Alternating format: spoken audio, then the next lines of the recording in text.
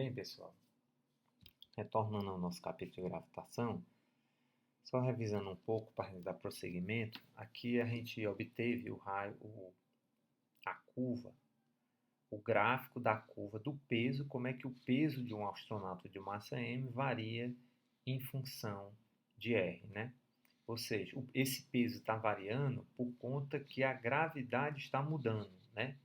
Porque a massa é sempre constante, independente da posição que o astronauta está, né? Então a gravidade está variando, caindo com R, com a distância ao quadrado, né?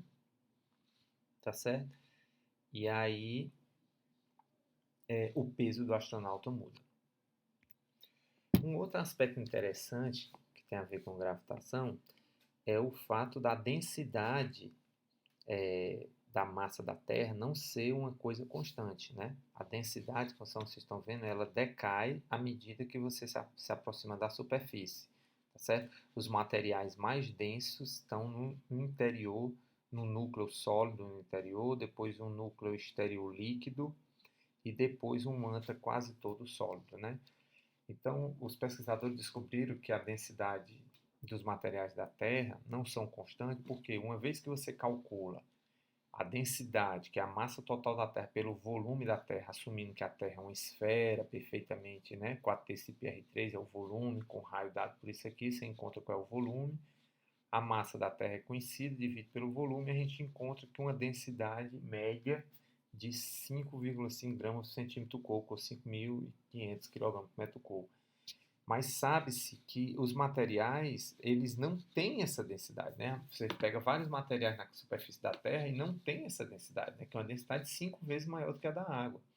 Então, se a média é dada por um valor maior do que o que se encontra na superfície, então é claro que para o interior você deve ter uma densidade maior, que é o fato que ocorre, na verdade, entendeu? Então a densidade diminui à medida que a distância aumenta, tá certo? Um outro aspecto importante é a energia potencial gravitacional, né? Você está associado a uma força gravitacional. Então, para encontrar essa energia potencial gravitacional, você parte do trabalho, né, realizado por a força gravitacional. A definição do trabalho, que é F escalar dr. Então, aqui você tem a figura. Eu vou calcular o trabalho para você levar uma partícula de uma posição R1, né, uma posição R1 até uma posição R2. Tanto faz, você pode levar por qualquer caminho, tá certo? Então, aí eu tenho uma força gravitacional aponta nessa direção, o caminho que eu vou fazer aponta para lá, crescendo, né? O raio crescente é para cima, então dr e o F de R faz um ângulo de 180 graus, né? Meu dr está para cima e meu F, a força gravitacional, está para baixo. Então, esse produto escalar fica o módulo do vetor, o módulo do dr vezes o cosseno de 180. Então, eu encontro que o trabalho da força gravitacional é menos a integral de R do ponto R1 até o ponto R2 dr. O módulo da força gravitacional é dado por isso, né? Então, eu jogo aqui dentro da minha integral. Fica todos esses termos constantes, fica só a integral de R sobre dr sobre R2. Isso aqui me dá menos 1 sobre R nos limites, dá menos 1 sobre R2, menos com menos mais 1 sobre R1.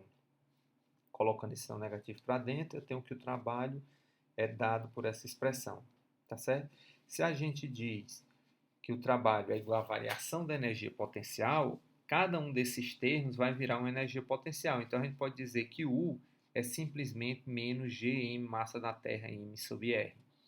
Ou seja, a energia potencial gravitacional, U, é dada pela constante, a massa da Terra, a massa do corpo vezes a distância entre o corpo e o centro da Terra. Certo? Essa energia ela pode ser vista como sendo de outra maneira, né? Como sendo o trabalho para você trazer um corpo lá do infinito até as proximidades da superfície da Terra, né? Se você quiser fazer outra análise, você pode olhar para a expressão do trabalho, a integral. Essa integral dá menos 1 sobre R, né? Ou você faz isso aqui, né? O resultado dá esse, que a gente já obteve no slide anterior. Nesse limite, eu estou dizendo que o R2 é uma distância muito grande, né? Infinita, ou seja, você está trazendo a partícula lá do infinito, né? Aproximando ela até um ponto R1 sobre R. Então a gente encontra que a energia potencial gravitacional, pelo mesmo método que a gente fez, só que agora com análise física, é dado por isso aqui. Essa expressão, podemos entender ela como a energia potencial gravitacional de um corpo de massa m nas proximidades da Terra, como sendo igual ao trabalho para deslocar esse corpo com velocidade constante lá de um ponto muito distante do infinito até uma distância r da Terra. O sinal negativo dessa energia, esse sinal negativo aqui, significa um estado ligado, ou seja, para você tirar esse corpo, o corpo está preso ao campo gravitacional da Terra. Para retirar esse corpo de massa m, devemos fazer um trabalho igual ao valor da energia potencial acumulada no sistema, né? Terra mais corpo. Ou seja, quando você diz que um corpo está numa órbita da Terra, então ele está aprisionado no campo gravitacional e, por conta que ele está aprisionado, ele tem uma energia potencial gravitacional que é dada por essa expressão. O gráfico dessa energia está aqui, ó.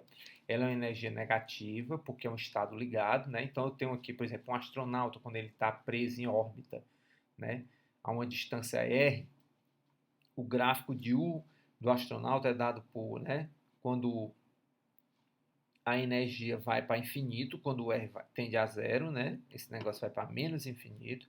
Então, do raio da Terra até R, né? Na superfície da Terra, você faz o R, esse R aqui é a distância, até o centro da Terra, como o raio da Terra. Então, a energia potencial gravitacional do astronauta, à medida que ele se afasta, ela vai tendendo a zero, sempre negativo. Por quê? Porque trata-se de um estado ligado, tá certo? Então, a energia potencial gravitacional U é a constante, a massa da Terra, a massa do corpo dividido pela distância. Então, essa figura mostra como a energia potencial gravitacional depende da distância R entre o corpo de massa m e o centro da Terra, né? Distância entre o corpo e o centro da Terra, tá certo? Quando o corpo se afasta da Terra, a distância R aumenta, tá aqui a curva, R aumenta, e a força gravitacional realiza um trabalho negativo e o aumenta, né? O aumenta, está aqui, ó, se aproximando de zero, porque ela é bem negativa e vai para zero. Quando o corpo cai em direção à Terra, a distância R diminui, a força gravitacional realiza um trabalho positivo e a energia potencial gravitacional diminui. Isto é, se torna mais negativo. Você pode fazer essa análise em cima do trabalho, né, vendo, sempre pensando o seguinte, você tem que trazer o corpo com velocidade constante, tá certo? Então, quando você está aproximando o corpo com velocidade constante, você tem que segurar ele com a força igual à força gravitacional para que ele não caia acelerado. Então, você vai trazendo ele com velocidade constante. Então, o trabalho que você faz é positivo. Quando você está afastando o corpo, você tem que aplicar uma força na direção contrária, puxando ele, então o trabalho é negativo, tá certo? Então, essa aqui é uma análise que você pode fazer com base nos princípios da definição do trabalho, certo?